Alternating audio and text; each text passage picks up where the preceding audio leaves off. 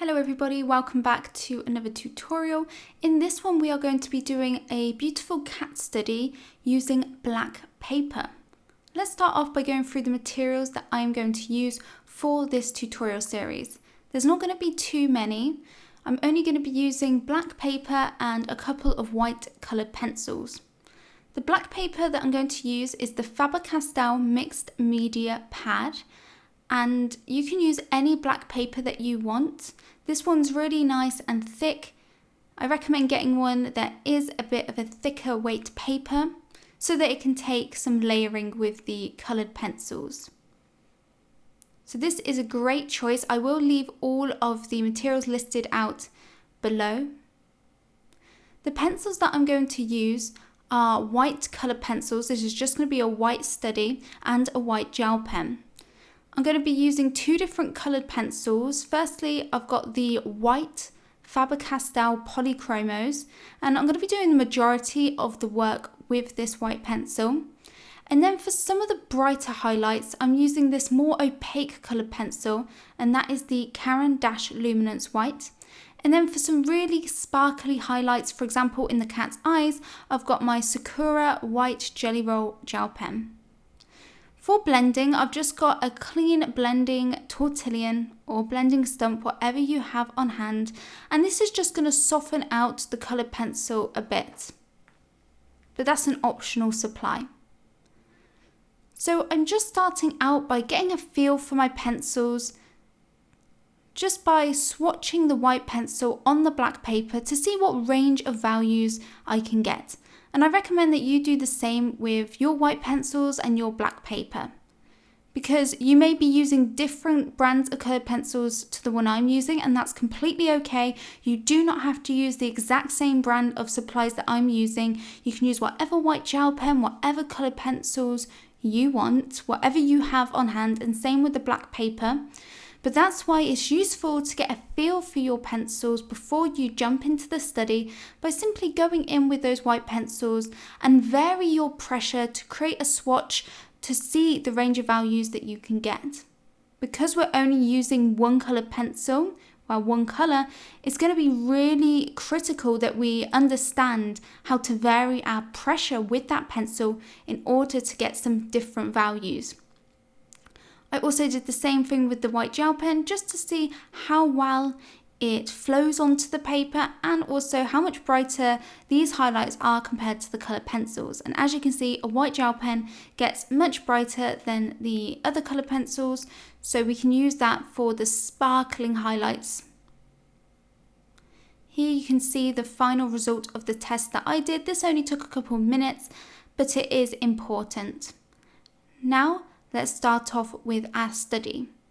Now, I know a lot of you guys will be wondering, how do you get a sketch onto your black paper? And it can be tricky. I was thinking the same thing when I started using the black paper, but I found a really great way to do it. So let's get through it. So the first thing that I do is I create my drawing on white paper. As you can see, just normal print paper. I do my sketch outline onto that with my normal graphite pencil. And the sketch outline as well as the reference will be attached so that you guys can use it for your study and use the reference to follow along. And then what I do is I actually take some white pastel. I'm using the Pan Pastel in white, and I take a sponge and I use this to apply the white pastel to the back of that white sketch that we did. So I turn it over and I just go in with my sponge and completely cover a layer of that white pastel on the back of that sketch. Now you can use whatever chalk or pastel that you have. You don't have to use Pan Pastel, that's very expensive. Any cheap white chalk will do. I then put that upright, so the sketch is upright, onto the black paper. And I go in with my graphite pencil again and just basically trace over those lines. And what that will do is it will transfer the pastel onto the black paper, as you can see, and we have a lovely clean sketch to work from. And I found that this is the easiest way to do it because it's very hard to draw straight onto black paper without making any mistakes. And it is important that when you do your sketch outline, you don't have mistakes, because when you go in with an eraser on black paper, it tends to leave a bit of residue. It means that the paper doesn't stay jet black, so it's best to do your sketch beforehand and then transfer it once you're really happy with it. Now let's jump into the study, and I'm going to start off with my Faber Castell polychromos pencil and start to work on the eye. And the way I'm going to approach this drawing is I'm going to start with the really lightest pressure that I can with the pencil. As you can see, barely making any marks on the paper. And then as I do each layer after that, I'll gradually add more and more pressure in order to get some more intense highlights. So I'm basically working from the darkest values by applying less pressure and then building up to creating the more intense highlights with more pressure. So I do block in the couple of brightest highlights in the eyes first, those sparkling highlights with a bit more pressure. But as you can see, when I'm doing the iris, I'm being very light-handed and I'm just going in lines, working from the center where the pupil is and shading those lines out towards the edge of the iris. And this is just going to create that realistic pattern in the iris. Now, because we are only using a white pencil, it means that our darkest values are going to be the color of the paper. So we'll want to preserve the blackness of the paper in the areas that are the darkest. So for example, with the pupil, I'm not going to add any shading whatsoever to that area. I won't be adding any of the white pencil, it will just stay black. And it's very important that when you're doing this style of drawing where you're using black paper, that you do utilize the tone of the paper. You don't need to add white pencil everywhere. It's very important that you do preserve the shadows and leave some areas black so that your drawing has contrast. If you try and add even a light layer of shading with the white pencil to some of the shadowed areas, it's just going to flatten out your drawing. You need to have those dark shadows as well. As you can see, I'm now doing the exact same process, going in and doing those lines still in the iris, but I'm applying a bit more pressure in certain areas that are a bit lighter. And I'm observing the reference when I'm doing this, just looking to see, once I've done each layer, I think, okay, now that I've done this layer, which areas still aren't quite bright enough, and I then go in and work on those areas. There's some areas that will be fine because they have got that darker value, so I don't need to add more layers to every part of the eye. But as we build up to more and more highlights, you will need to apply them to less and less areas. Now that I've got in the eye, it's time to start adding a base layer to the white bit of fur underneath the eye. And when I build up fur texture, I go in lines that go with the direction the fur is growing in. You want to make sure that you're keeping your pencil nice and sharp throughout this whole process so that your lines are really nice and crisp. Once again, I'm doing the exact same technique where I'm starting off with barely any pressure on the pencil. And then when I do the next layer of fur, I'll apply a bit more pressure. And this is really beneficial when doing the fur because it gives you a layered effect. And with fur is very layered. So you want to make sure that you're giving it depth by working in layers. Don't try and do it all in one go. Start off by adding this really subtle layer of fur. Basically use this layer to get a feel for the direction the fur is going in and blocking the direction that fur is going in. Remember to look for areas that are jet black, that are really dark, because there will be areas of the fur that are in shadow, so don't just go in and add the white pencil everywhere. Be mindful and really observe the reference. For example, there was a really dark shadow directly above the eye, and as you can see, I haven't added any white pencil to that area. And it may feel a bit weird to you to leave areas of the paper showing through, because especially when we work on white paper, we're used to pretty much having to add a layer of shading to every area of the white paper, because normally there isn't very many bright white parts of a drawing. So even if it's just a little bit of shading, we're used to covering all of the white paper. Whereas in this case, when you're using toned paper, even when you're using like a mid-tone color of paper, not just black, you want to use the tone of that paper to your advantage. I'm going back in now with that same polychromos. This time I'm applying quite a lot of pressure, and I'm starting to get in the more intense highlights within the iris. Don't worry if you can't get the highlights as bright as you need to with this pencil, because the polychromos is a bit more translucent than the Caran D'ache luminance, which is a bit more opaque. And if you don't have the luminance pencil, you might have a Prismacolor. The Prismacolor white is a lot more opaque than the polychromos. So by all means, if you don't have the Caran D'ache luminance, you can use the Prismacolor white, or you don't have to use two white color pencils if you don't have them. It's not compulsory.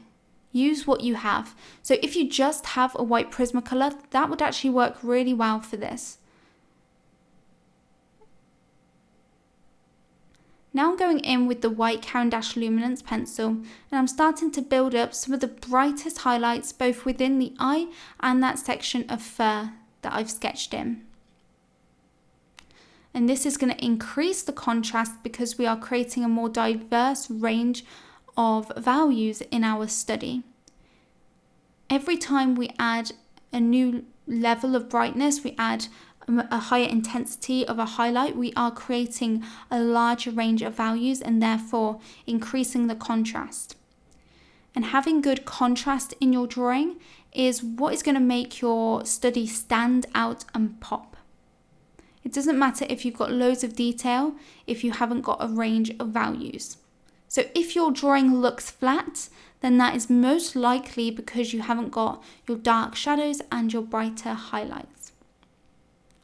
I am adding a couple little bits of fur into that black section to transition between that really dark shadow above the eye into that lighter patch of fur. So I will add a few straggly bits of fur to transition between those areas so that it doesn't look like a harsh cut-off point between the two.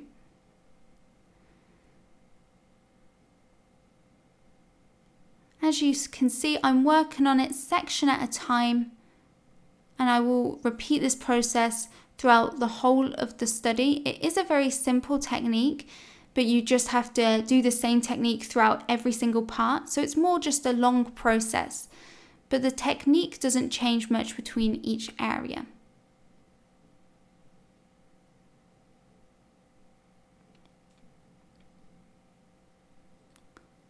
As you can see, I've swapped back to the polychromos to get in some of the subtle shadows. And already you can see how much that eye is standing out. It pops out of the page. We've got a nice variety of values, and we've got a really nice texture for the fur.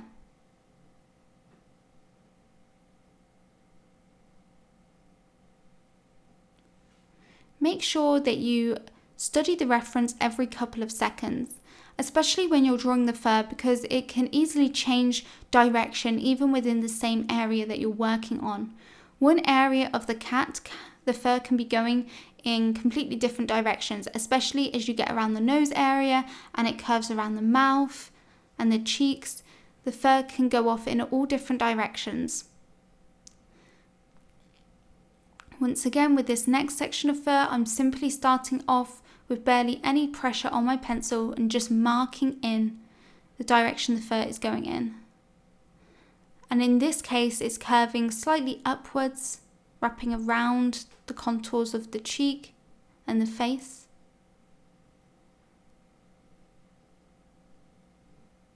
So it's kind of going in a U shape where I was just going under the eye. So it goes down and then it's going up as it goes towards the left side of the eye. this section of fur is going downwards. So as you can see, those two areas of fur that I've been working on are going in two completely different directions. I always study my reference pretty much the same amount of time that I'm looking at the drawing. Just looking back and forth, just making sure that I'm still on the right track. So I recommend that you guys do the same, especially when you're doing something realistically. In order for it to be the most realistic that it can be, you need to be really observant with your reference and really study each area of the reference before you just jump in, especially when you're using just a white pencil and you're using black paper. It's really important that you have a plan and you identify the shadows in each area before you jump in to shading, because it's so important that you preserve the black paper where you need to for the shadows. And I think that's probably the trickiest part of doing this style of drawing, is knowing which areas to miss out. And so that can become definitely a lot easier if you do study your reference and identify the shadows first, because then you can be really aware when you're doing the shading which parts you need to miss out, rather than just going in, shading it all in, and then realize that you've gone over your black paper with the white pencil in a place where you shouldn't have.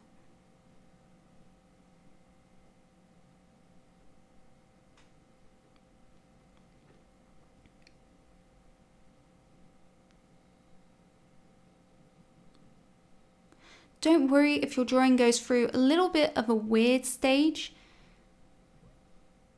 because it all starts to come together once you start to build up more and more layers. So don't worry if when you do the first layer, it looks a bit weird and it goes through a bit of an ugly stage. Just keep working on it, keep building up those layers until it starts to look more three-dimensional.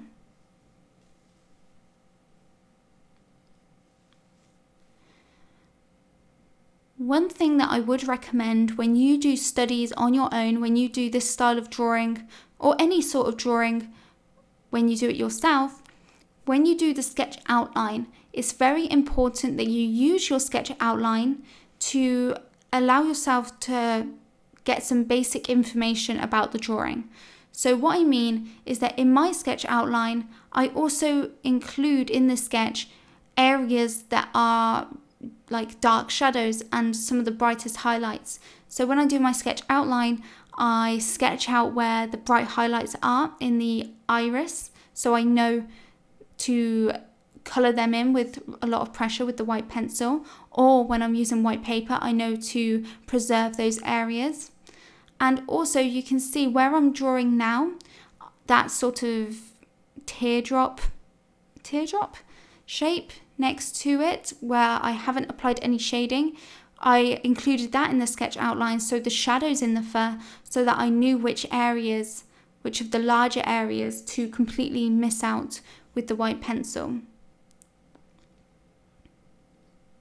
So you can see with the nose, I've included in my sketch outline where that lighter value is and where the mouth is, so where I need to avoid adding any white pencil because that's a really dark area. And particularly above the right eye, you can see that there's those three sort of oval shapes that I've sketched out, and that is because they are shadows and I need to avoid adding white pencil to them. So including these things in your sketch outline, analysing your reference and including the darkest shadows in your sketch outline will make it a lot easier when it comes to the shading in stage, because you'll already have marked down some of the key shadows that you need to preserve. Now I'm moving on to working on the fur around the nose. And the important part about drawing this fur is to notice that I've changed the length of my pencil strokes. So with the cat study, each area of fur may be a slightly different length. So the fur around the nose tends to be very short, especially as it gets right around the nose.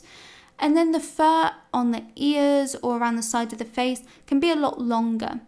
You may have certain areas of the cat that has really long fur For example, inside the ears, there tends to be long tufts of fur. And like I said, around the nose, it's very short. And to create the illusion of these different lengths of fur in your drawing, you need to go in and do different lengths with your pencil strokes. So when you're doing the fur right around the nose, you basically won't even be doing any lines. You'll be doing a lot of stippling, a lot of sort of tapping and dots with your white pencil to create the really short look of fur. And then as you get into areas with longer fur, like I'm doing now, you can see I'm doing much longer fur strokes.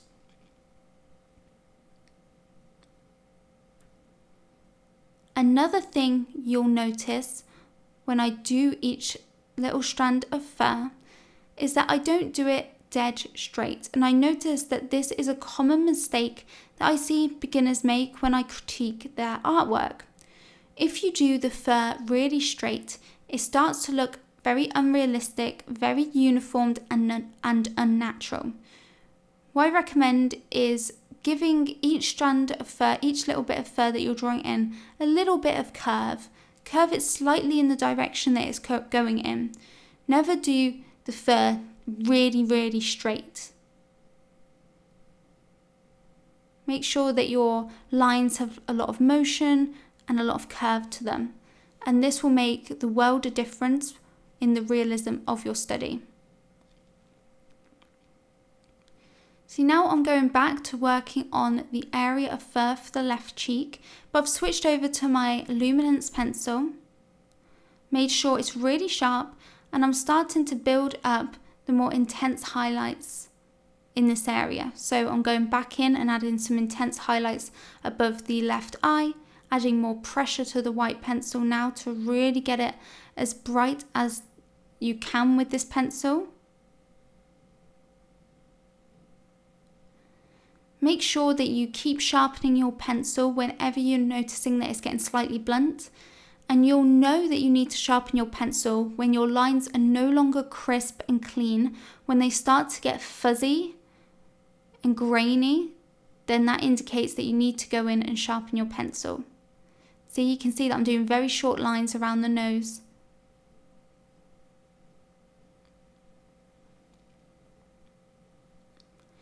Also, the luminance pencil tends to go blunter a lot faster than the polychromos. Because the polychromos pencil is oil based, it has a much harder lead than this luminance pencil. The luminance pencil has a really soft core, which means it wears down and loses its point a lot faster, whereas the polychromos can hold its point for a lot longer. So that's just something to keep in mind. Same with the Prismacolor. Those softer lead pencils tend to need to be sharpened a lot more frequently. Especially because we're using this pencil for the brightest highlights, which means that we're applying a lot more pressure. That means that we need to sharpen it sooner than the polychromos pencil, where a lot of the time we're not adding a lot of pressure to it.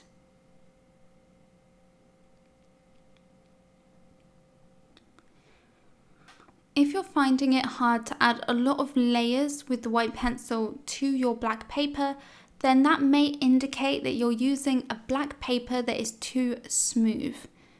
And so this could be the case if you're using generic like cardstock black paper rather than drawing paper. So if you are finding that your paper is a bit too slick, a bit too smooth, and it's not gripping onto all of these layers of coloured pencil that you need to add to the paper, then I recommend switching to a black paper that is a little more rough in texture. You don't want one that's too rough, because if you have a black paper that has too much texture to it, then it's harder to get really fine details with the pencils. So when you're trying to draw lots of fur and have it look really realistic, the really textured paper just makes the pencil strokes look very grainy. You can't get the high level of detail that you'll need to get. So I recommend a mixed media drawing paper, or a paper that's designed for coloured pencil, or just designed for drawing in general.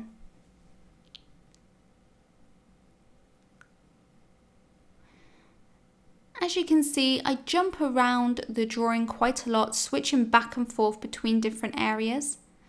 That's just a preference. You can be really regimented and work on one area at a time to completion and then only move on. But I like to work on it in areas, in sections at a time, but I do it in sort of larger areas because I do like to jump around a lot. Otherwise, it gets a bit boring when you're doing exactly the same sort of process. It can get a bit boring. So I like to jump between doing the short fur and then back to the long fur.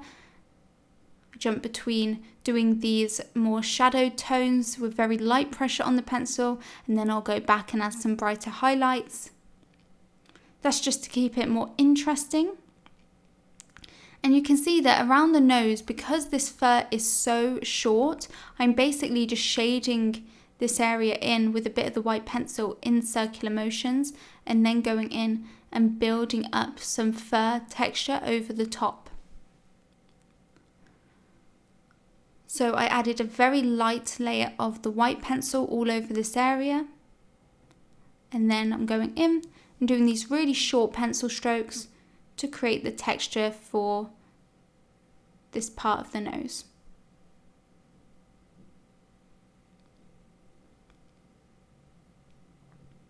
As you can see, I'm occasionally using my finger just to lightly blend out the colored pencil. Now, you can't blend colored pencils with your fingers. It doesn't really work, but it does work enough just to soften it out and get rid of a bit of graininess and just sort of mesh the pencil strokes together so that they look a bit more natural. But it definitely doesn't, I wouldn't call this a blending technique for colored pencil, and it works particularly well with polychromos, not so much with other wax-based pencils like the Caran D'ache or the Prismacolor. But I do find that you can use your fingers pretty well to blend out polychromos pencils, probably because they're oil-based, and it just helps merge them together a bit and soften out the look.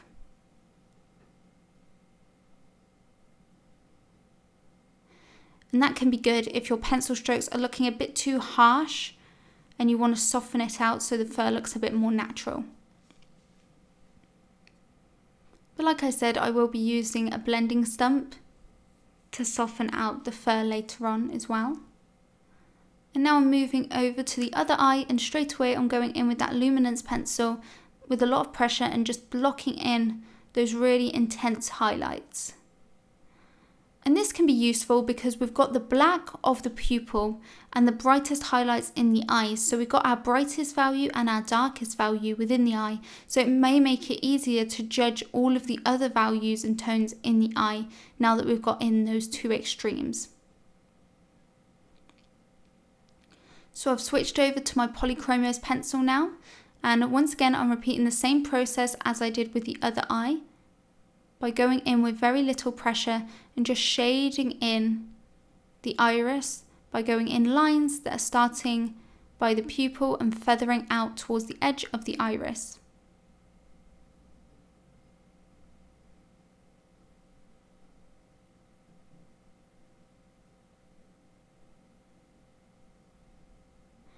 As you can see on the other eye, I made sure to miss out the waterline, which was also black underneath the eye.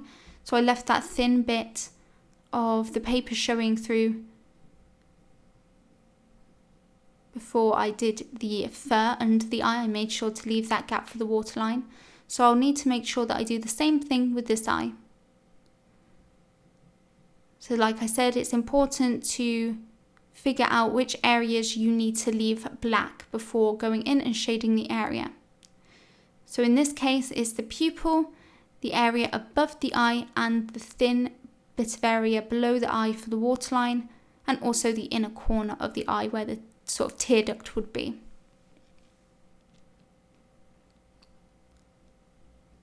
So now that we've done that first layer, we can go in with a bit more pressure now and still doing those lines to create the iris texture and pattern, but this time with a bit more pressure. I'm also looking for any other individual highlights that I need to add in.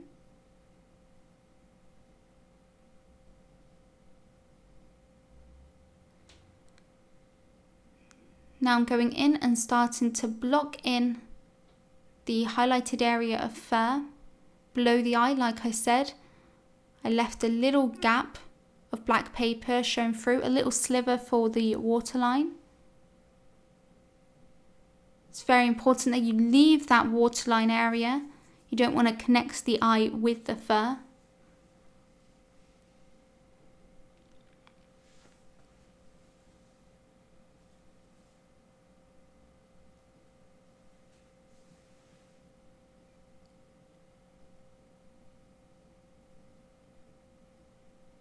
Continuing to look at the direction the fur is going in, and I'm going to do the same thing with the fur above the eye. So the fur here is quite long, so I'm doing longer pencil strokes with a very sharp pencil. I'm curving that fur upwards. I'm now going in with the blending stump, and I'm using it to soften out the layer that we've done under the eye for the fur, and also I'm going to blend out the shading for the iris slightly. Like I said, it won't make too much of a massive difference, but it does give a slightly softer look.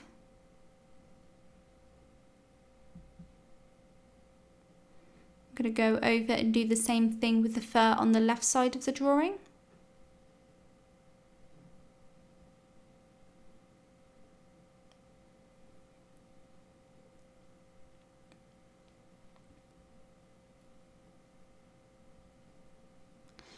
And you can use this to fill in the tone of the black paper in between all of the little individual bits of fur, so that it's not just white bits of fur and then jet black between the bits of fur. By using the blending stump to soften the fur markings together, you naturally add a bit of that white colour pencil to the gaps between those bits of fur where you've got the black paper, so that you can tone the black paper in that area. Just like I'm doing here now with the section of fur above the nose.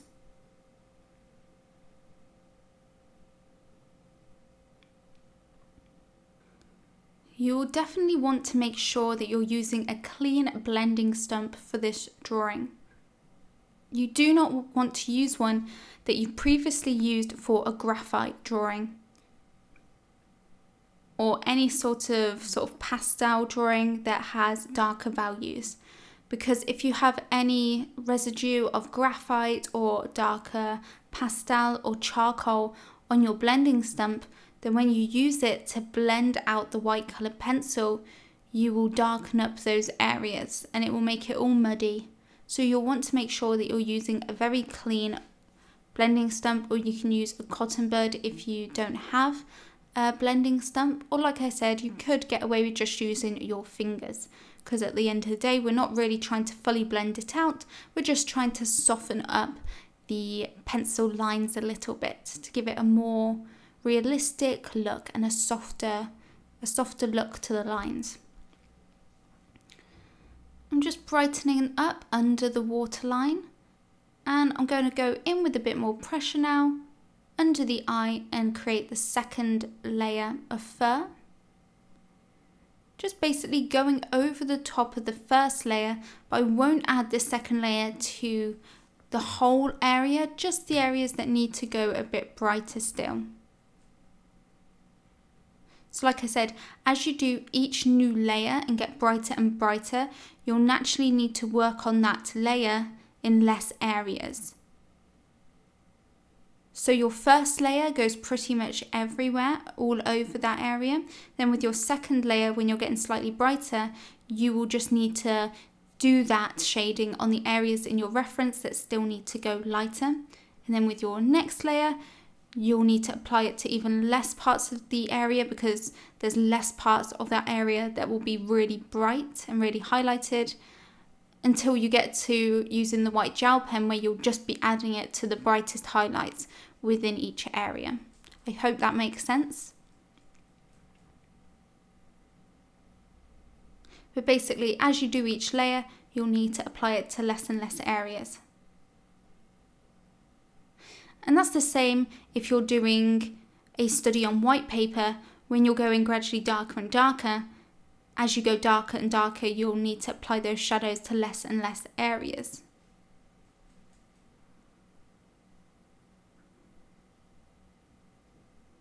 So as you can see, it really is just the same process over and over again, especially with this study because we're mainly just drawing a lot of fur.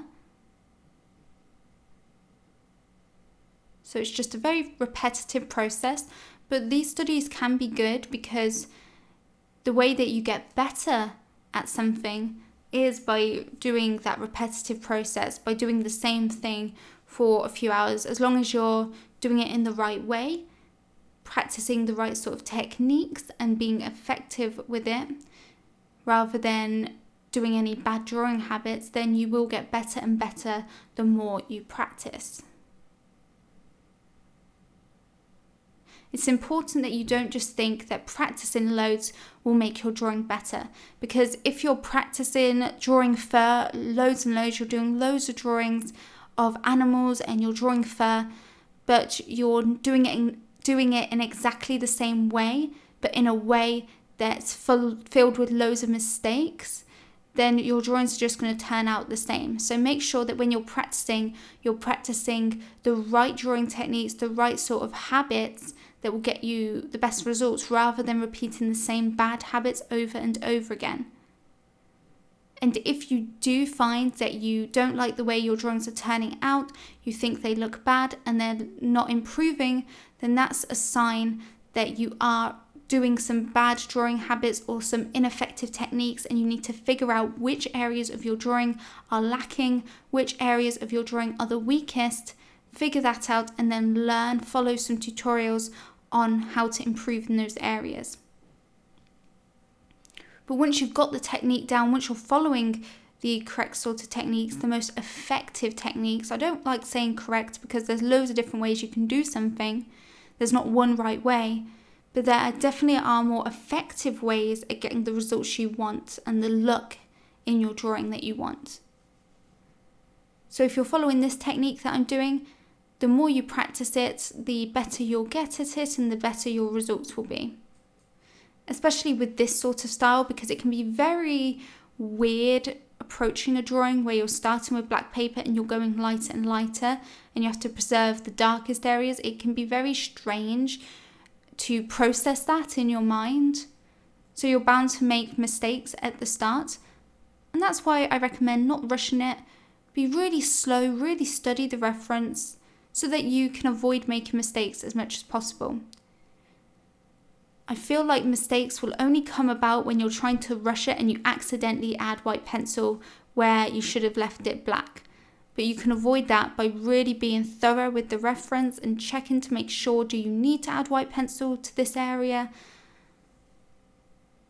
But you'll naturally get better and better at it the more you work on this technique. I'm just going in and adding a second layer to the fur above the eye. Remember, we've left that section directly above the eye black, free of any white pencil. I'm going in with quite a lot of pressure now and adding those couple of individual fur markings. Really curving them around the shape of the eye.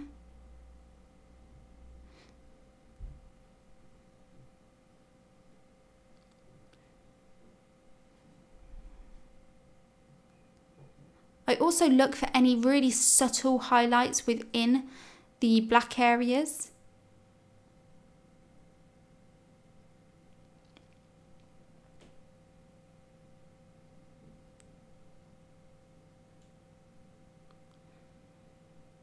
Now I'm repeating the process further up, and you can see that we've got that area just above the eye, a couple of those areas that are really dark in the reference.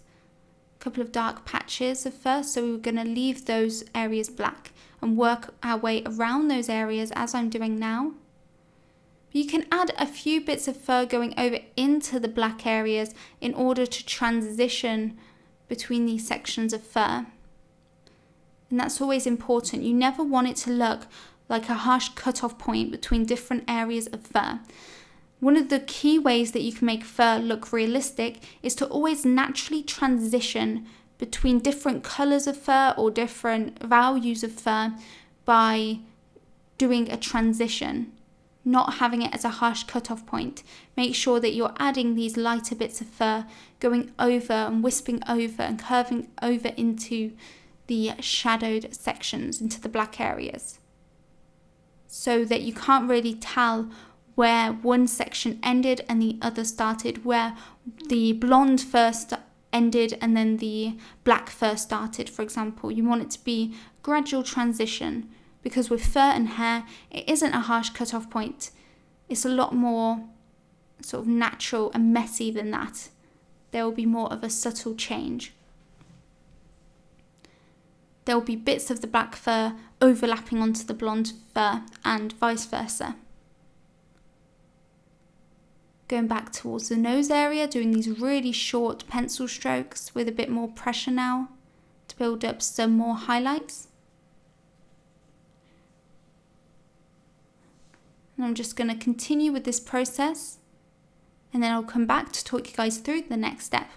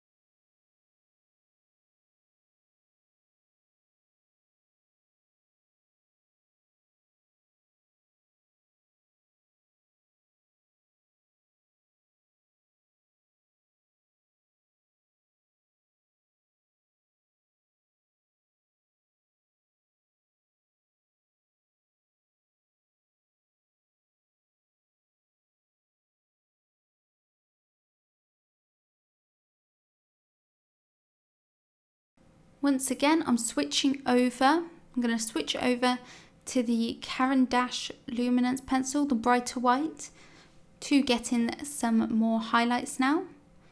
And I'm going to try and make the fur above the eye, the right eye, match the fur above the left eye, because those values are the same in both of those areas. So above both of the eyes, that little patch of fur is really bright and quite highlighted, and same with the bit of fur underneath both eyes. So I want to make sure that they match on both sides.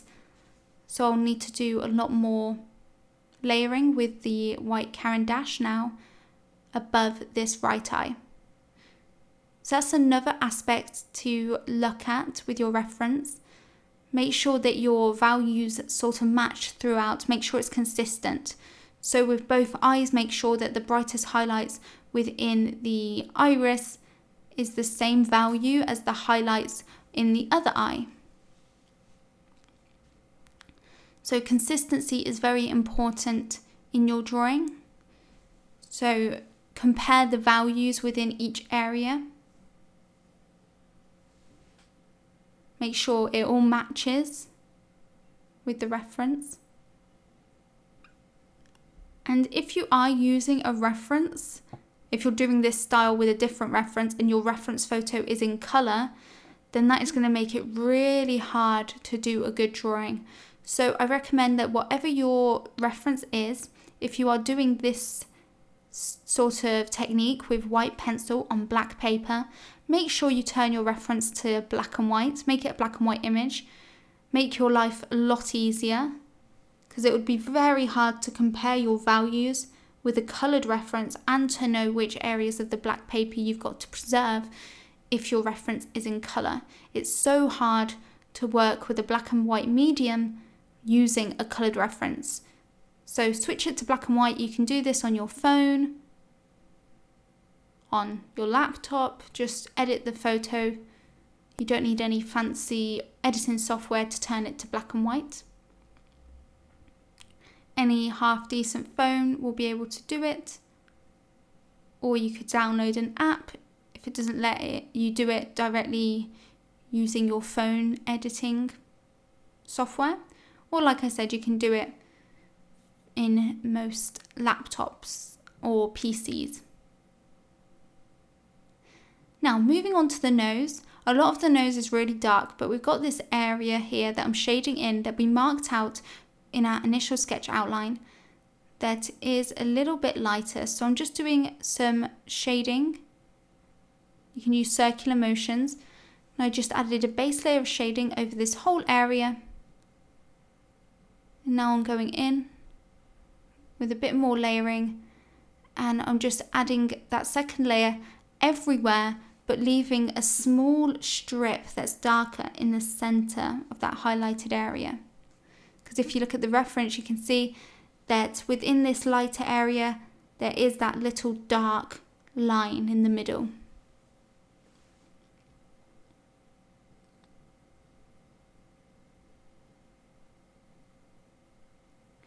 Once again, continuing to add the really subtle bits of fur just above the nose.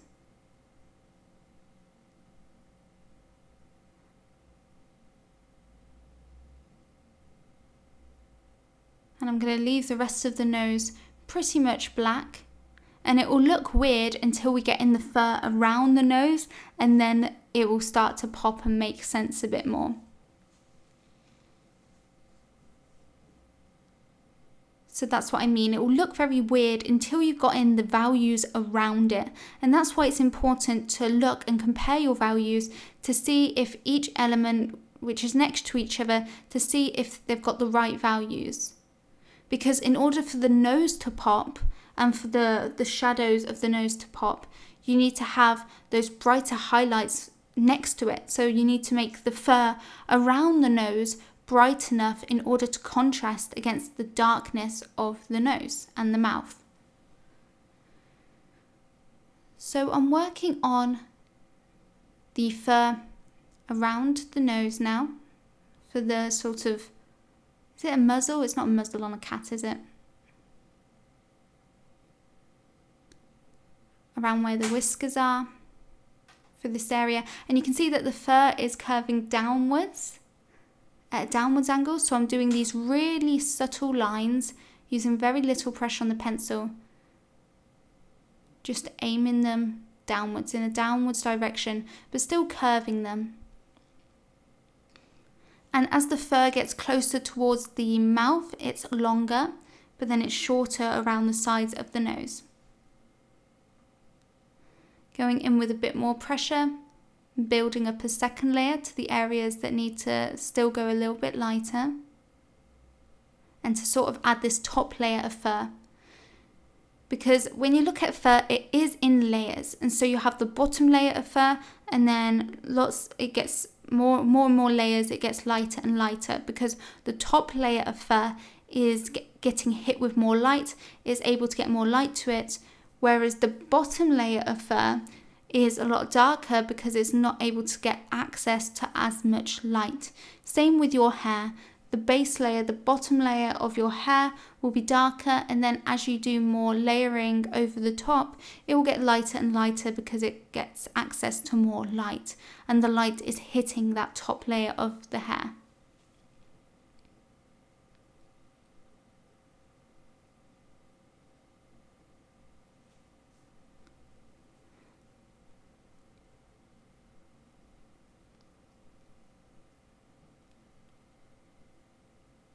So one area that you want to make sure that you're missing out is the pores that the whiskers are growing out of, because they are very dark. As you can see, we've already got our whiskers sketched out. We included them in the sketch outline, so it'll be easy to know where the pores sort of are that the whiskers are growing out of. There will also be a few whisker type hairs above the eyes, but we'll do them later on once we've finished the ears.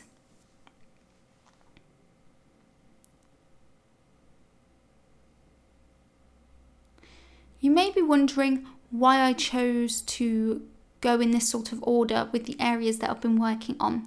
There's no real secret reason or perfect order to go in. I just chose to go in this order. I always tend to start with the eyes first though. I like to get in the eyes. I feel like it gives me a good idea of the drawing. I like to get in the eyes. It's one of the most important elements for me, and it's normally one of the most eye-catching parts of a drawing is the eyes, so I like to get them right, and then I start to build around the eyes, do the fur around the eyes, and then I tend to basically work from top to bottom. But as you can see, I haven't done the ears yet, and there's no particular reason why I haven't done the ears yet. I've just gone this other way. So I'm working on the fur for the face first, and then I'll probably do the ears and then the neck area and the body of the cat. So if you guys are thinking, why is she going in this order? Do I need to go in this order? With other drawings, what order shall I go in? It really doesn't matter. But I do like to do the eyes first. That is something that is consistent when I do each drawing, is the eyes. But don't worry too much about little things like that. There's no perfect order to go in. If you are doing like a charcoal drawing though, or a drawing that smudges, then you may want to do the order of your drawing based on where your hand is resting, so that your hand is always resting on a clean part of the paper, rather than you doing one side and then when you do the other side of the drawing, your hand having to rest on the first area of charcoal that you got in and end up smudging it all. So now I'm doing the sort of chin area, the area under the mouth. I'm going in very lightly with the white pencil, getting in a base tone. As you can see, doing lots of bits of fur that are going downwards towards the chin, curving around the face though. And I even add a couple bits of fur going over into the mouth, because like I said, we need to transition between each area. It's not a harsh cut-off point, and the mouth would look really weird and unrealistic if it was just that block shape. We need to break it up a bit by adding the little bits of fur that are overlapping into the mouth. So make sure that you always transition. That's one of the most important things. Add little bits of hair over into the mouth, going over onto the nose. You don't want it to look like just a cut-out shape for the mouth.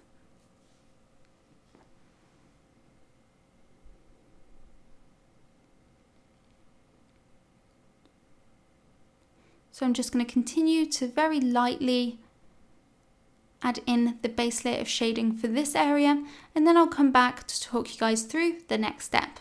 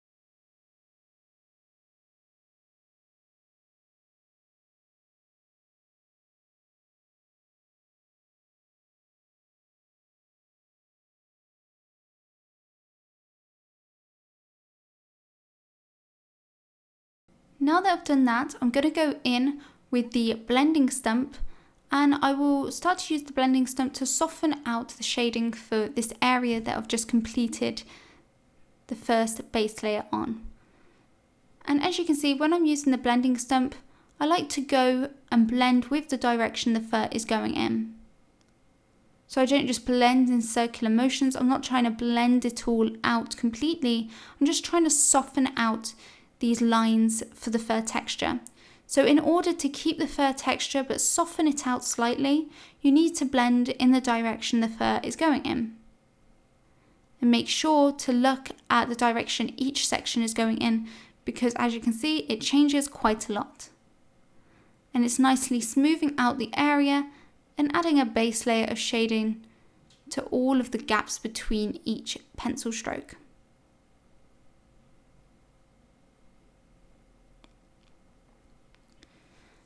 So we've got a nice layer down for the chin area and for the mouth area in general. But compared to the fur above and around the eyes, you can see that we haven't got any highlights in yet. We've just got in this subtle, darker layer of shading, well, this darker value. We've got a nice idea of the direction the fur is going in, so it'll be easier to do the next layers because we've already got the direction established. But we definitely need to go brighter in this area. So we're going in with a nice sharpened polychromos pencil, and I'm going to start to build up this second layer, starting with the chin, going in, doing lots of pencil strokes, and I'm varying actually the length of my pencil strokes even within the same area to add a bit of variety. I'm not drastically varying the length of the pencil strokes, but I am to some degree adding variation to the length of my pencil strokes in order to add a more natural look to the fur. And in order to make the fur look natural, you need to add a bit of individuality and a bit of randomness and a bit of variety, not only with the length of the pencil strokes, but with the values, which we are doing by doing this layering process.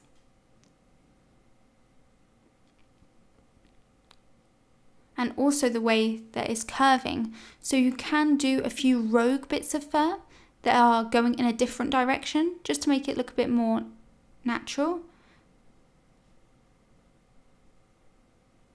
Because if you have every single strand of fur going in exactly the same direction, it looks perfect, then it starts to look slightly fake and artificial and not natural.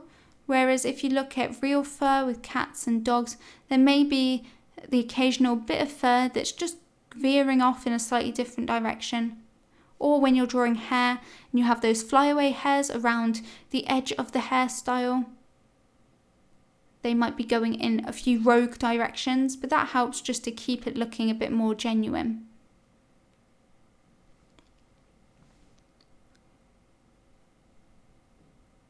See, as you can see, now that we're starting to build up some brighter highlights around the sides of the nose, it is in turn making the nose stand out more.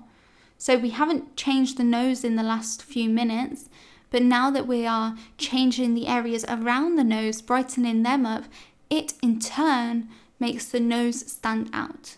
And it sets the nose back a bit, those shadows. And so that is important to know, because areas that you're working on influence how the area next to it looks. So if an area that you're working on doesn't look quite right, it may not mean that you need to directly change something about that part of the drawing, but it may mean that you need to change an area around it so that it's being influenced better and to look more accurate to the reference. So to make the nose stand out more, we didn't need to change the nose, the shading on the nose. We needed to brighten up the area directly around the nose. That's very important to know.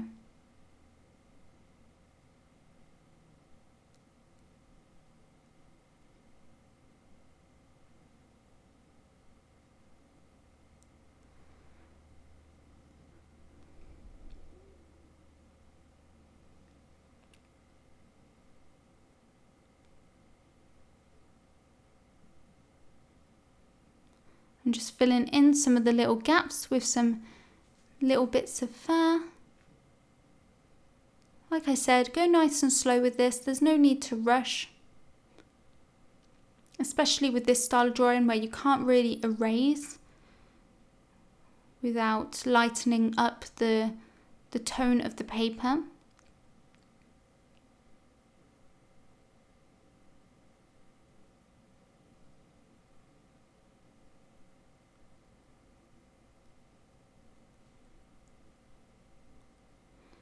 Adding a few little bits of fur that are going over into the mouth. And just finishing up this area with the polychromos. Remember, it doesn't need to be as bright as it's going to be in the end with this pencil, because the Caran D'ache luminance and the white gel pen can get it even brighter.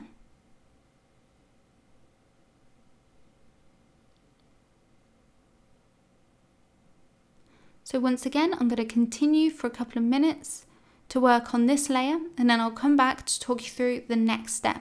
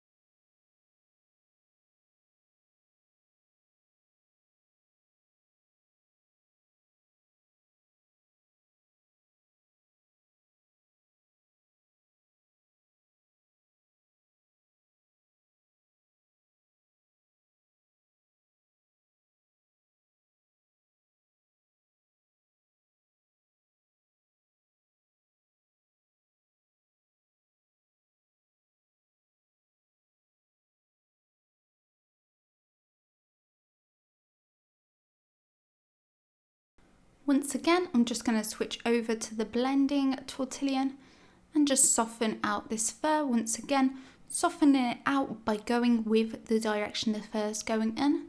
And like I said, you can't really see too much difference on camera, but hopefully when you do this with your drawing, it will just subtle, make those pencil strokes look a little more subtle.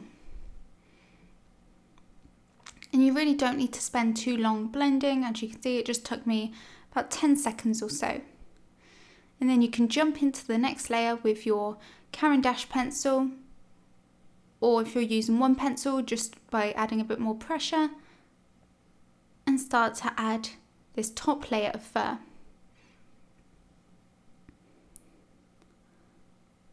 Adding a few little bits of fur curving down onto the mouth.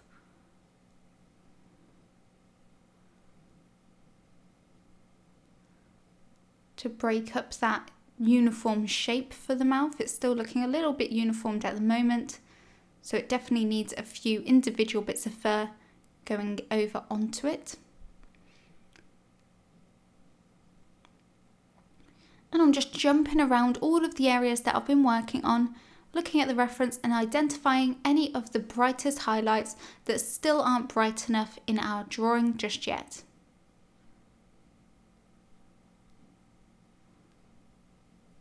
At the moment, the brightest highlights we've got in our drawing are around the eyes and the highlights within the iris. So I'm looking at all of the other areas of fur and seeing, is there any highlights in these other areas of fur that need to be as bright as those highlights that we've got in for the eye and for the fur directly around the eye. And if that's the case, then I try to match the highlights for these areas of fur to those bright highlights that we've already done for the eye area. I'm creating the highlights for the chin now, and the chin's got some really long bits of fur, so I made sure to add a few longer pencil strokes.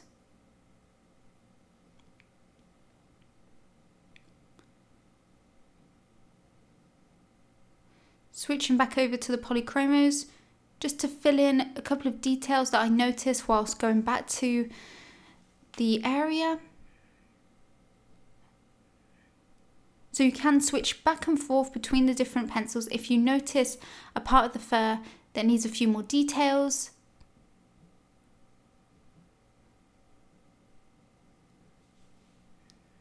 I'm adding a bit more shading to the nose. As you can see, going in circular motions with the polychromos to get some nice smooth shading.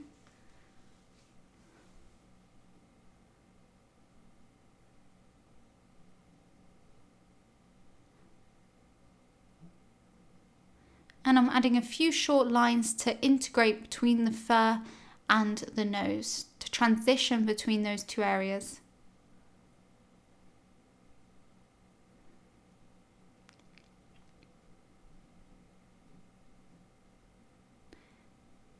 Now I'm starting to add some shading to the body and around the edge of the body where it's meeting with the background. And with the body, there is a lot of really soft, blurry shading. It's not too detailed and there's not too many highlights. So a lot of it I'm going to leave black. I'm going to leave the paper to show through. As you can see, I'm leaving large portions of the black paper for the body and for the neck area showing through. And this will help to bring the cat's face forward and to push the neck and body backwards, so it looks like the face is in front of the body, which it is. It sticks out further than the neck and body. And so to push the body and neck back, we need to leave them as darker values. And to get that blurry look that I said that you have, that there is in the reference with the body and the neck, I'm using the blending stump to really soften out this shading. Applying quite a lot of pressure to the blending stump to really try and blend those areas out. Because again, an area that is closer to you has more detail, and then something that's more in the distance is going to be a bit softer and a bit blurrier. So because the face and the cat's head is in front of the body, it's going to be in more detail and the body is going to be slightly out of focus. So to create that depth and dimension, you need to look at which area is highly detailed, where you can see all the detail, and which parts of the study need to be a bit more out of focus, which are a bit more in the distance and need to be pushed back a bit.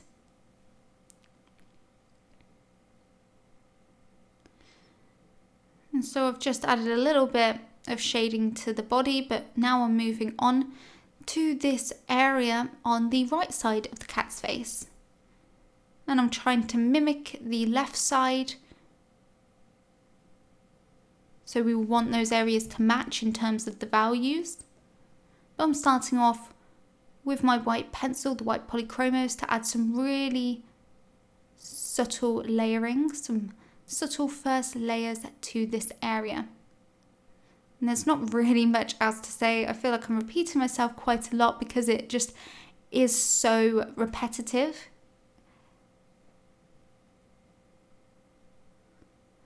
But at least this means that you can really get into the swing of things and there's not too many different crazy steps that you've got to worry about. There's not many materials and there's not too many different techniques. The process is very similar throughout. So this really allows you to sink your teeth into this drawing and really try and perfect this technique.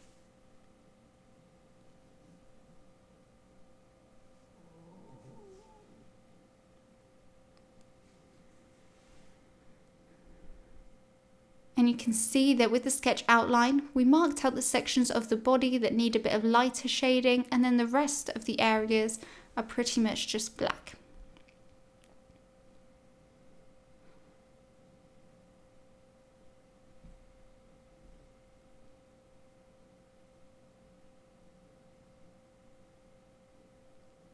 Also, don't worry if you cover up the sketch lines that you've done for the whiskers.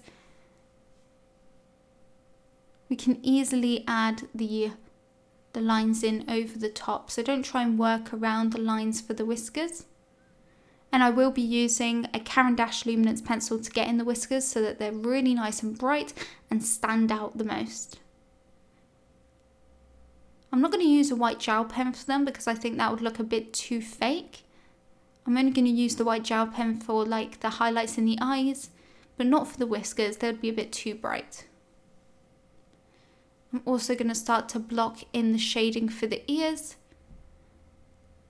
There's a lot of dark shadow to the ears, so I'm going to leave a lot of the paper showing through. But I will just create the tuft of fur inside the ear and also I will highlight the edges of the ears as well. But I'll be doing that in a bit. For now, I'm going to move back to the right side of the face and just continue with a bit more pressure to keep building up the layering of this fur.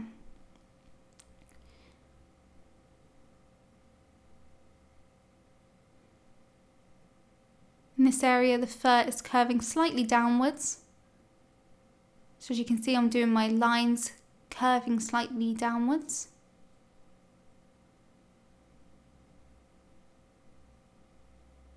Same with the body.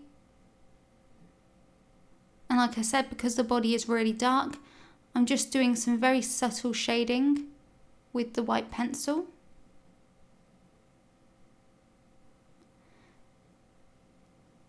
And sometimes less is more. It can feel really strange to hardly put any pencil on a large area of the study, like with the body. You may feel like you need to add details and you need to add lots of shading. But sometimes the best result is when you just are very, very minimal with your shading, like I am going to be here. It will give you the most realistic and effective look. So don't just do lots of shading for the sake of it.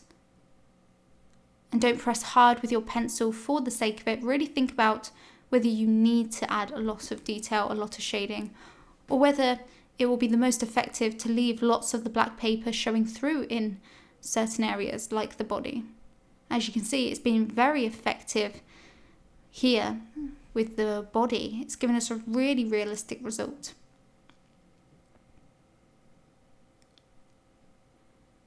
Once again, you can go in with the blending stump and blend out the shading for the body to give that really soft out of focus look and push it back into the distance.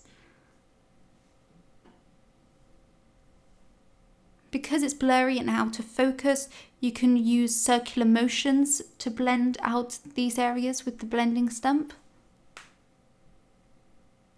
Because we want to soften it out, and if you have too many lines showing through, like the direction is quite clear, then you will lose that out of focus illusion.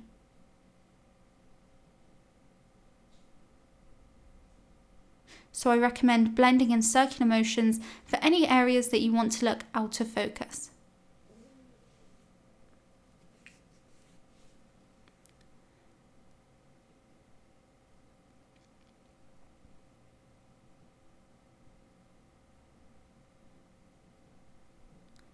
I'm just looking around the rest of the drawing and seeing if there's any areas that I want to blend out with the blending stump.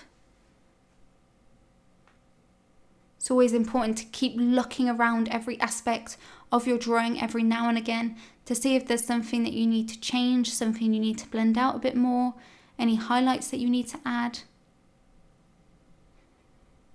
Now I'm moving on to the ear. And like I said, I am going to highlight the edges of the ears where it meets with the background.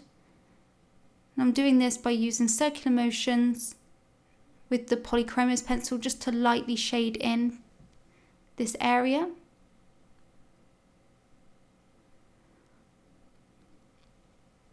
And now there's going to be a large shadowed area next to this section that we're going to be leaving black, as you can see in the reference.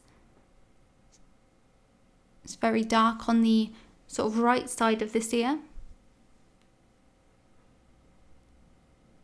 But we have got the tuft of fur inside the ear that's overlapping on top of that shadow for the inside of the ear.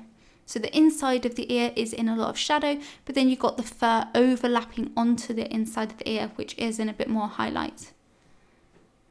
So now that I've blended out the shading for the edge of the ear, I'm going in with more pressure on my white pencil and just building up some more intense highlights before moving on and blocking in the shading for the other side of the ear.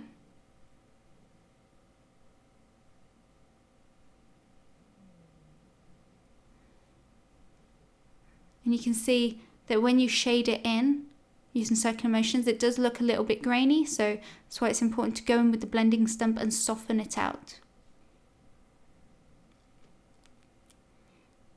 Now I'm going in and marking out the direction and length of the fur that's overlapping the inside of the ear.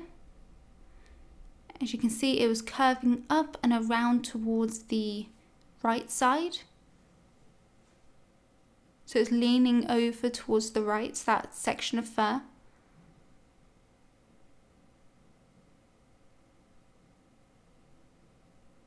And I'm gradually applying more and more pressure onto the pencil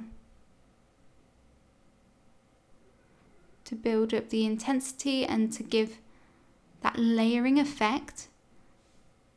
And now I'm just softening over that first layer, those first initial layers with the blending stump. And like I said, it's important to blend out the edge of the ears where it looks a bit grainy from where we've done the flat shading.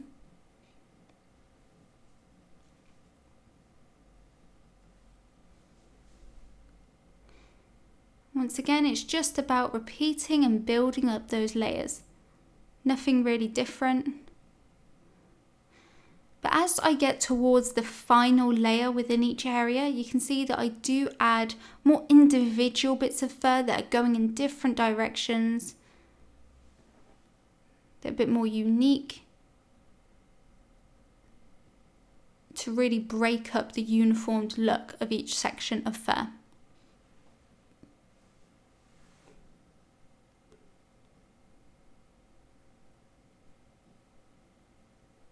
Just adding some final adjustments to the ear, like brightening up the edge. And you can use the Caran D'ache luminance to lighten it up even more if you need to. You can already see that the cat study is looking very much completed. It's starting to look really realistic and it's really coming together now.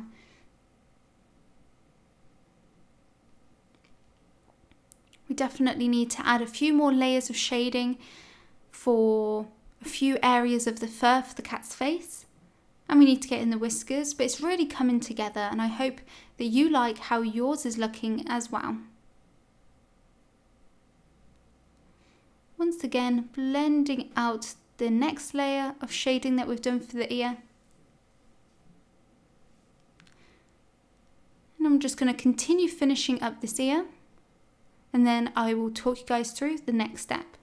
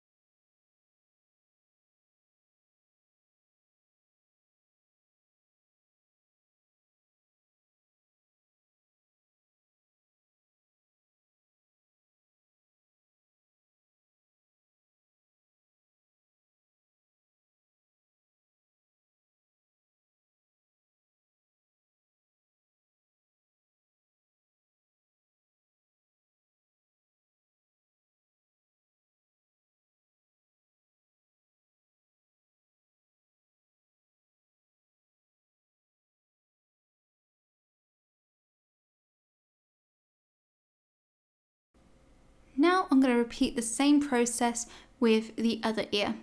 Once again, starting off by going in with the polychromos and lightening up either edge of the ear, either side where it meets the background. Once again, by using my nice sharp pencil, holding it slightly on the side. This really helps to get nice even shading if you hold it on the side of the pencil.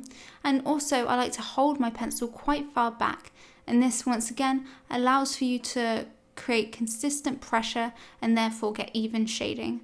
So those are my two tips for creating a nice smooth layer of shading with your pencil. If you're trying to get a nice even layer of shading, is to hold your pencil nice and far back and to use the side of the pencil rather than the point. And then when you want to do more details like I'm doing now, I switch the position of my hand more towards the front and use the point of the pencil. But when you're doing a base layer of shading to a large area and you want it to be really smooth, then I hold it far back and use the side of my pencil. So I use that technique a lot when I'm doing portraits and skin and anything like that. But when I'm doing fur, as you can see, my hand is quite far towards the front, using the point because this allows you to get more precision and detail. So it's better for detail, where you really want that precision and control over where the pencil is going. Once again, you'll want the highlight values to match on both ears. So the brightest highlights you want to be the same value because they are in the reference.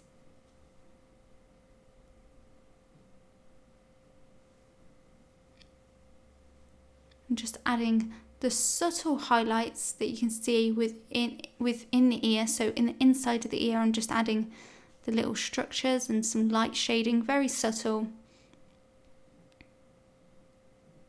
Just so it's not jet black, there is a little bit of shading within the ear. And once again, I'm going to go in and create that tuft of fur. This time the fur, I'm curving upwards and the section of fur is leaning towards the left. So I'm curving my lines up and towards the left of the paper. Once again, the fur in the ear is very long, so you can see that I'm doing very long pencil strokes.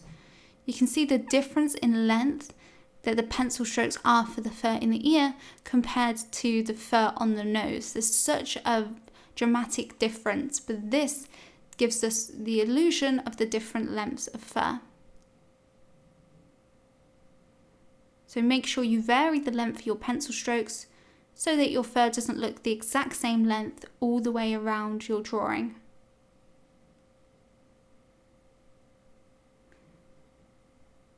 That is a key part to making your drawing look realistic. Going in with a little more pressure. And once again, blending out any graininess by going in circular motions with my blending tortillon.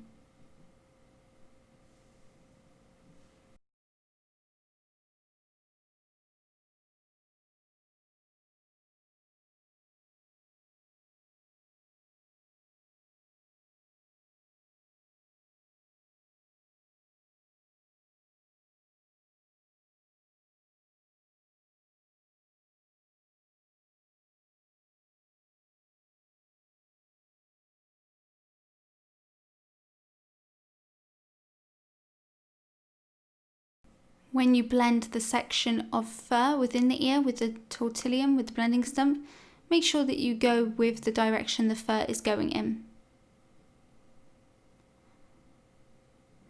And make sure to sharpen your pencil before building up the next layer of fur.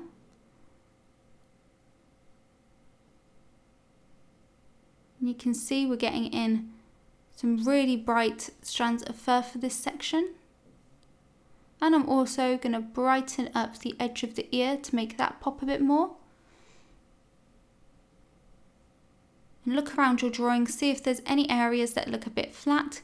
And if they do, then look and analyze your values, because a flat drawing means that your contrast is off. So look to see what values you need to tweak, where you need to add more highlights.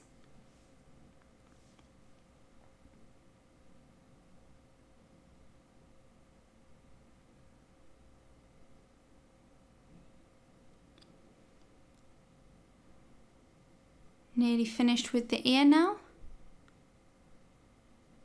Just adding a few final bits of fur, a few final details.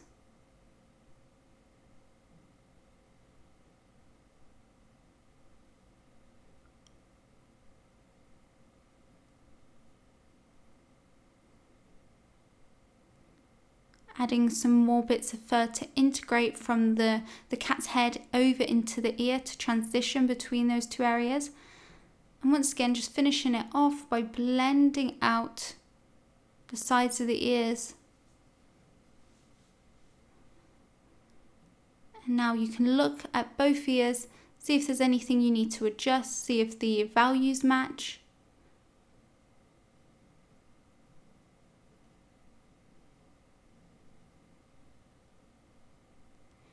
just adding a few individual bits of fur at the top of the cat's head to transition into the background, so it's not again a harsh cut-off point between the cat's head and the background. Around the whole edge of the cat, you want to add little rogue bits of fur that are going over onto the background. That is so key. You don't want the edge of the cat to look cut out.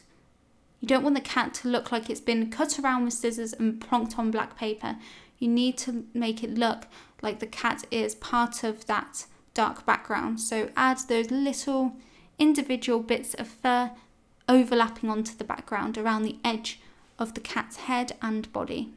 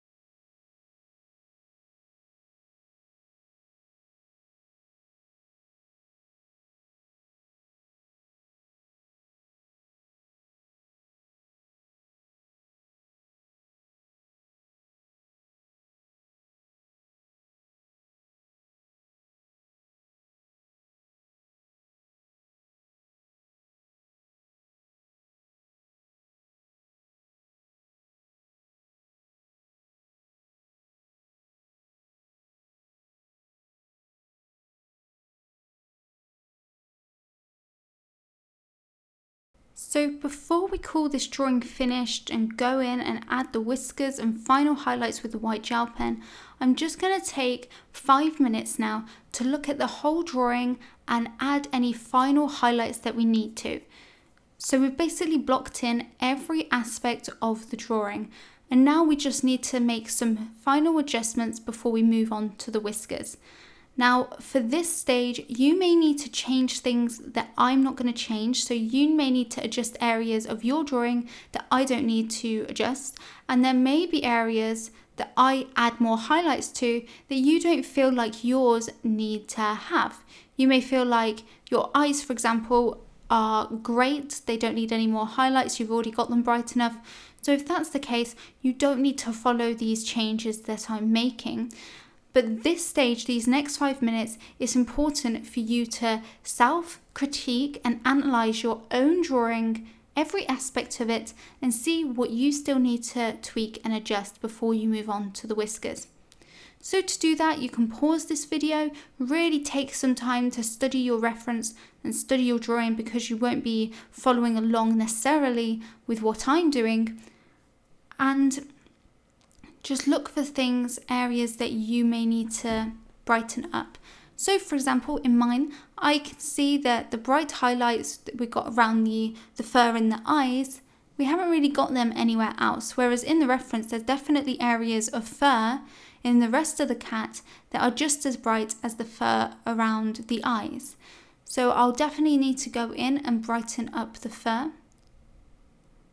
I also noticed that I needed to add a few more details around the nose, add some more bits of fur, some more markings. And so a lot of what I'm going to be doing is little tweaks, little adjustments in each area. The majority of the shading has been done. Like I said, it already looks great as it is. You know, if we added the whiskers in now, added the highlights with the white gel pen, it would look great. But taking the time to self-critique and analyse your drawing is what's going to take it up to that next level. Not just calling it finished and saying, yeah, it looks good enough, you know, let's move on. Just taking a few minutes to just check, is it good enough? Is there anything I could do? Is there any little adjustments that I could make that would really take this drawing up to that next level, really improve that drawing?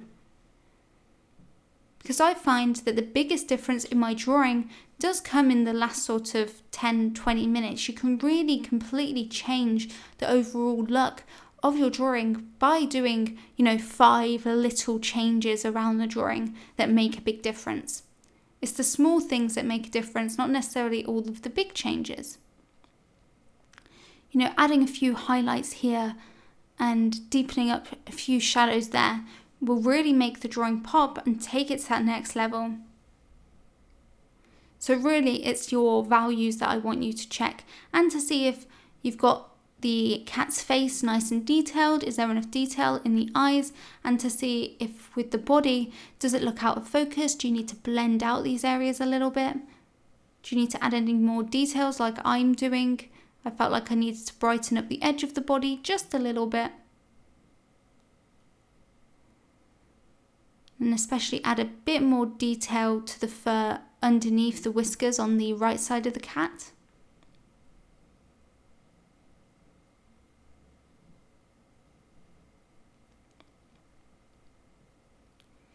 Blending that out. If you're unsure what you need to change and you're finding it hard to critique your drawing and to analyze it, what I recommend doing is take a nice, good photo of your drawing and put it next to the reference photo, or flip back and forth on your phone or something. Flip back and forth between the photo of your drawing and the photo of the reference and see what you need to adjust. Or put the photo of your drawing into a photo editor, tweak around with the contrast, with the brightness, with some different settings in your photo editor, and see, does it look better when you hype up the contrast a bit? If the answer is yes, you know that you can go in with your white pencil and add a few more highlights. If when you hype up the contrast on the photo, it looks a bit over the top, it starts to look fake and unrealistic, then you know that your contrast is already good enough, because you know that if you were to push the contrast any further, it would start to look very artificial looking.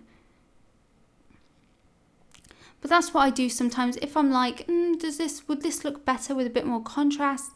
Take a photo or scan your drawing, then edit it in a photo editor and see, would it look better with contrast? Would it look better if it was more saturated or had more sort of detail? Like you can make it sharper. Would it look better if it was a bit crisper? Would it look better if it was blended out more? You could add a bit of a blur filter to certain areas. But that's a bit more advanced. Really, it's just the brightness, contrast that you'll want to just look at.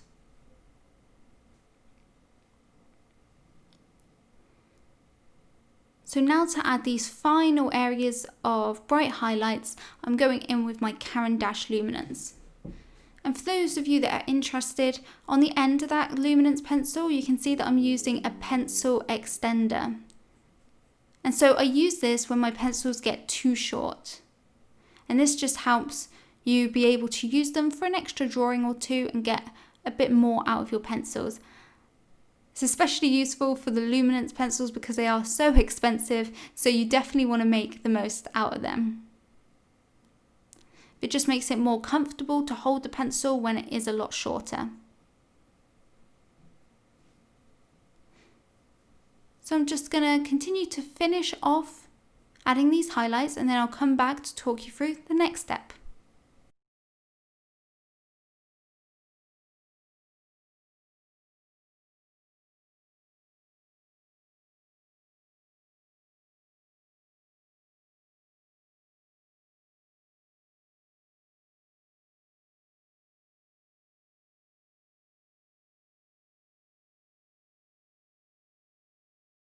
So now it's the really fun part, my favourite part, which is going in and getting in the whiskers. Now this should be fairly simple to do because we've already got them sketched out. We know where the whiskers need to go. So it's just the case of going in and going over them with a really nice sharp pencil. So like I mentioned earlier, I'm using the luminance pencil for this because this is the brighter pencil of the two, so it'll allow us to get really bright whiskers, but they'll still look natural. So that's why I'm not going in with the white gel pen, because even though it will give us really nice clean lines and really bright whiskers, they may start to look a bit too artificial if they're too bright. It may look too fake if they're brilliant white.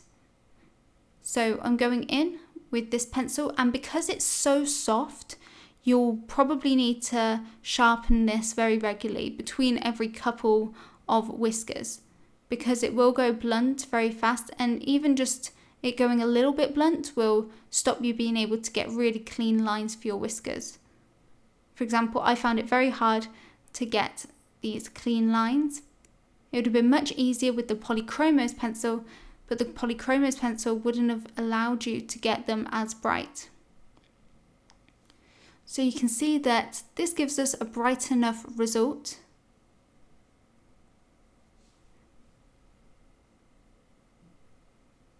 Try to go in one fluid motion, because if you try and approach the lines really slowly and jittery, then they won't look nice and clean. If you approach it really slowly, then your line will look jittery. So even though it's scary, try to do it in one fluid motion rather than doing lots of stop-starts, because I found when you stop and start too often, then your line doesn't look clean and you're more likely to make a mistake and have to go over it and tweak it, and then it's hard because your line gets a bit too thick and it messes up.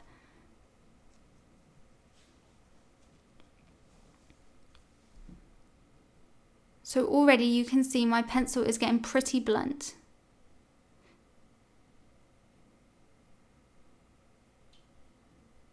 I'm also getting in the couple of little whiskers above the eyes, and you can see that they're coming out of these shadowed patches of fur. So making sure to make them come out of that area of fur, and you can see that I'm adding a lot of curve to them. And I'm making them thicker at the root of the whisker, and then they get thinner and sort of darker because they're thinner at the end. And I'm just going to repeat this process for all of the whiskers, and then once again I'll come back and talk you guys through the next step.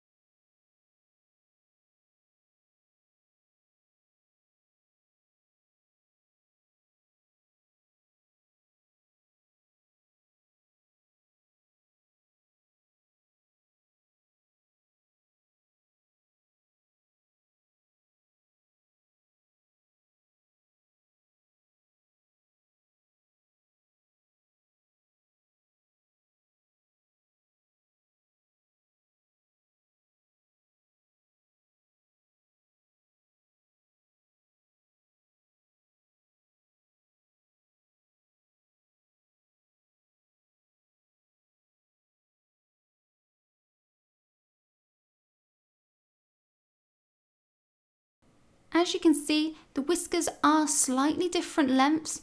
You again want to create variety in the whiskers. This is kind of a running theme throughout this whole drawing. Variety is so important, and the same is the case with whiskers. So you want variety in length. So you can see that I've got some whiskers that are slightly shorter and then some that are really long. For For example, the ones that are right around the mouth, that are the central whiskers around the mouth, they are a lot shorter, and then they get longer as they go outwards. And then the ones at the top sort of whiskers are shorter again. Also, overlap your whiskers. This will create a lot of depth and dimension. And the ones that are underneath will be a bit darker. So do some that are brighter. Most of these are going to be really bright. But the ones that you do underneath, that are underneath some of the main whiskers, make them a little more subtle, because this will give the look of depth to your drawing. So what I'm going to do is I'm going to actually use my polychromos pencil, which will help us get those subtle lines. And I'm going to use the polychromos pencils to actually add some more whiskers that are underneath these main whiskers. So let's go and do that. So you can see I'm being very subtle, very light-handed, and I'm just using this just to add a few little whiskers. Once again, the variety really helps to add to the realism of this piece. Let's do the same thing on this side. Just adding a couple of really subtle whiskers.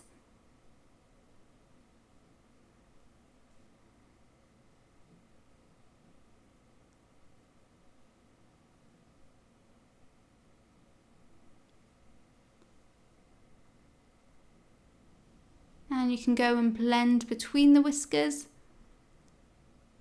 But now we've blocked in all of our whiskers.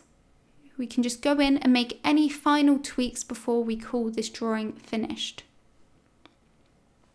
So for example, I'm highlighting the side of the body a bit more underneath the whiskers. And most importantly, we're going to go in and use the gel pen to add our highlights. So like I said earlier, I'm going to use the Sakura Jelly Roll gel pen. Doesn't matter what gel pen you use, it really doesn't.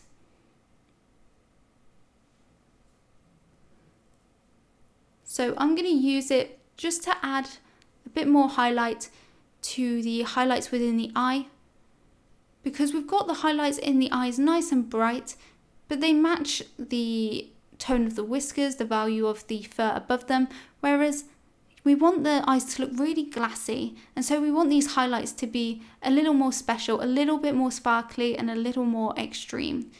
So we're going in and we're really brightening up those main highlights within the eye, just above the waterline. And you can see that that has made the eye pop so much more. It really makes it stand out compared to every other part of the drawing, because now this is the brightest value and it really draws our attention to those eyes. Also make sure you go and do the same thing to the other eye.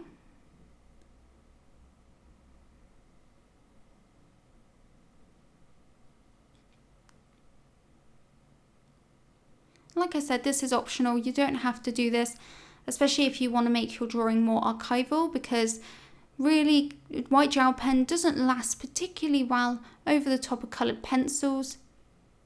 So it's not guaranteed to be archival. But here you can see the final drawing. I really hope you guys enjoyed following along with this tutorial and like the result that you got. Here you can see the final drawing. Thank you guys so much for following along with this tutorial, and I'll see you in the next one. Bye everybody.